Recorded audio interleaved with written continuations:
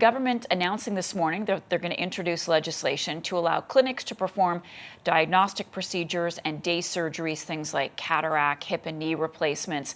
The premier saying this is not a temporary move. This is going to be permanent. He says it's time for new ideas. Other provinces do this. Lots of questions now to put to Dr. Allan Grill. He's with me. He has been listening along to the premier's announcement. Dr. Grill is the chief of family medicine at Markham-Stouffville Hospital. Good morning, doctor. Nice to see you. So my first question is, what do you think? Is this a solution to help relieve the backlogs and the long wait times for surgeries in Ontario?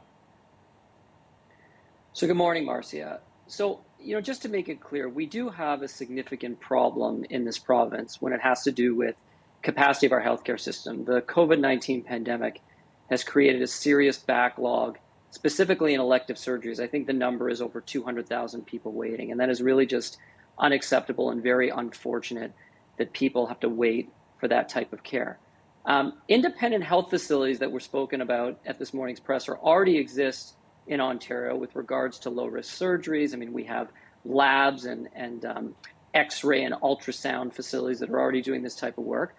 And it may be a solution to the backlog, but it has to be thought out quite well. And I think some of the impacts that the public has to be aware of is, number one, we want to make sure that resources aren't taken away from our publicly funded healthcare system. We already have a health and human resource crisis. I'm still not sure how they're going to staff or increase staff in these independent health facilities, and to make sure they don't take it away from our public hospitals. We don't want to worsen the crisis that's currently happening in our hospitals, including wait times. Secondly, we want to make sure the quality of care and patient safety, it should be exactly the same whether you're doing the surgery in a hospital or an independent health facility. So, oversight is going to be really important. And finally, no one, whether you're a physician, a healthcare worker, or someone from the public, no one wants to see the cost sort of shifted to the patient. And we don't want to see increased costs to the healthcare system. And I think that would make things worse. So, all of these impacts have to be taken into account as this gets rolled out. And I hope we continue to have conversations and ask more questions about those issues. Let's talk a little bit more about staffing, because that was one of the questions that was directed at Minister Jones. And she said that there's a real push to have internationally trained staff up and running in the healthcare sector. Are you seeing that already? Do you think that there is enough interest coming from outside of Ontario or from abroad to help staff these clinics? Well, I definitely think it's a good idea. I mean, we have people already living in this province who may have moved from another country. They have skills that aren't being used. We want to make sure that there's not too much bureaucracy in terms of what they need to get sort of properly licensed in this province. We need mentorship and training programs to get them up to speed. And we also want to recruit more people as well to do this type of work. And I think, you have to look at things like pay structures. You have to look at things like quality of life. What's the culture like in the workplace? And all of those things from an HR perspective, I'll leave to sort of those experts.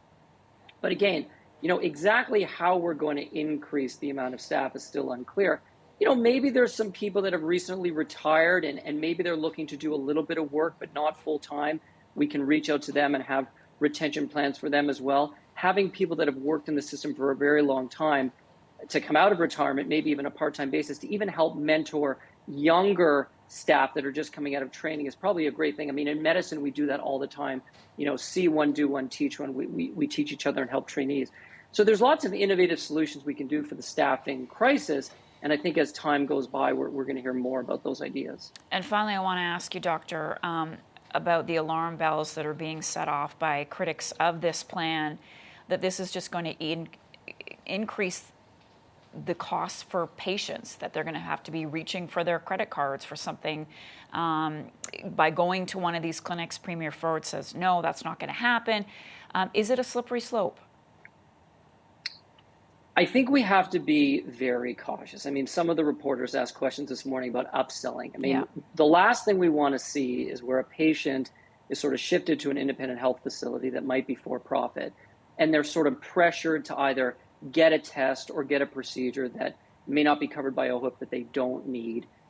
I hope that doesn't happen. And I think that's what's really important in terms of oversight. I mean, it sounds like, based on the announcement, that Ontario Health, the Ontario Hospital Association, the CPSO, the College of Physicians and Surgeons of Ontario will all be involved in the oversight of this new move by the government. It also sounds like the provincial registry waiting list will be incorporated into how patients are shifted back and forth, and that hospital CEOs are going to be involved in terms of communicating with these facilities. Because the other thing we don't want to see happen is we don't want to see these facilities only work on the lowest risk, healthiest patients.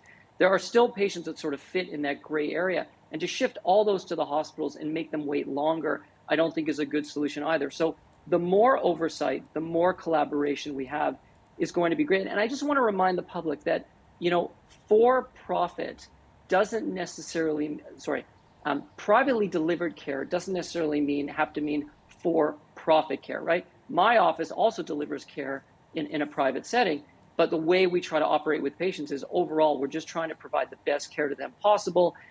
We make a living, we pay our overhead. We're not trying to do things where patients are getting unnecessary care or unnecessary procedures. So as long as the oversight's there and we have communication around it, this could be an innovative solution, but I think time will tell. Time will tell.